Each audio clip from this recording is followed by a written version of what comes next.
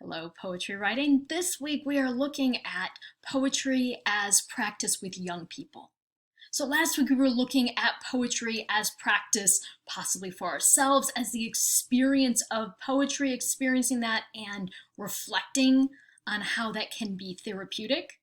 This week we are thinking about young people and how do we engage young people with the practice of poetry. How do we engage them in first enjoying and understanding the poem, and then in experiencing and creating their own poetry for different purposes? So we're going to be looking at that with three different possible discussion posts. You're going to choose the one that most appeals to you. The first is reading theater, that is reading out loud.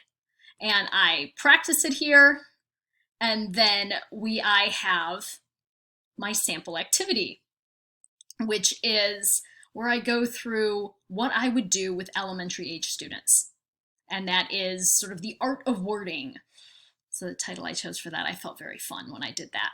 And I came up with different definitions: amiable, disparage, ferocious, all these words from these poems. These are made for young readers, but these are all words they wouldn't know.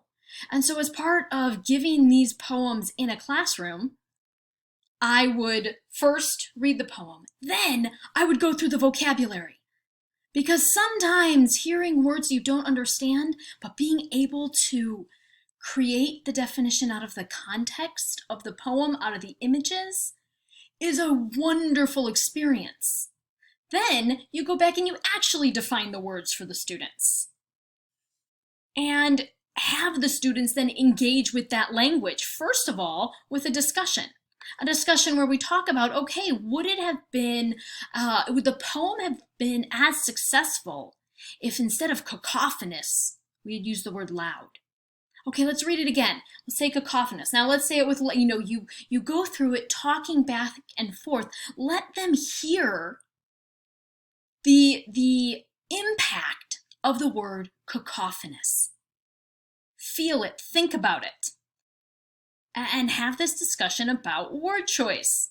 It's a way to do what would be a vocabulary building exercise.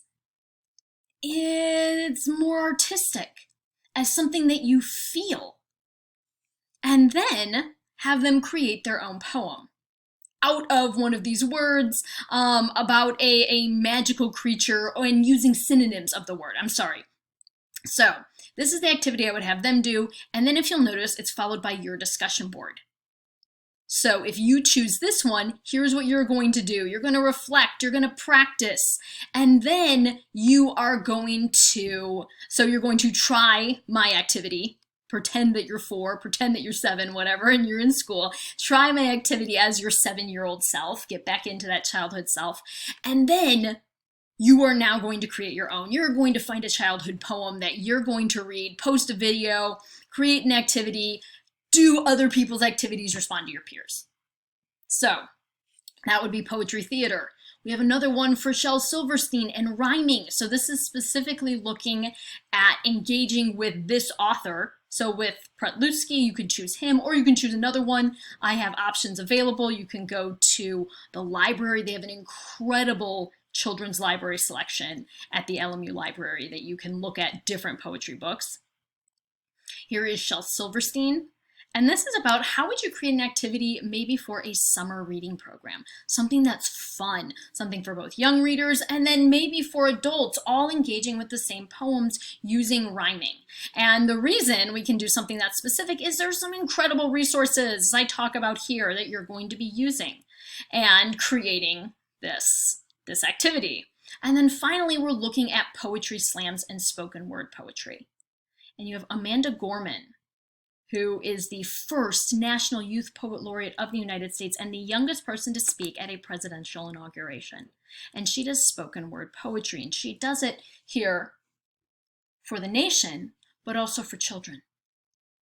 And is specifically making an outreach to kids with spoken word poetry. What is that? Why does it matter? How could you do a poetry slam and get kids involved with it? What would that look like? This is not an education class. So this is sort of a practice it yourself and think about the future. But the reason we're doing this here is it's not just because I'm the guest lecturer. We could have gotten different to lecture, but because part of being an artist and working with creative writing is using that writing outside with other people, creating community through creative writing. So it is experience as well as your own art, which is something that Professor Wensink can speak to much better than I can because he does this magnificently. So, thinking about how you can use this with other people is a beautiful thing you can do with your art. And that is what your discussion board is going to be for this week. So you're going to choose the one that you feel comfortable with. You are going to create poems, you are going to respond to each other's activities, and hopefully I've planted a seed where in the future you're going to think about ways you bring this into the world and draw others into the art of poetry.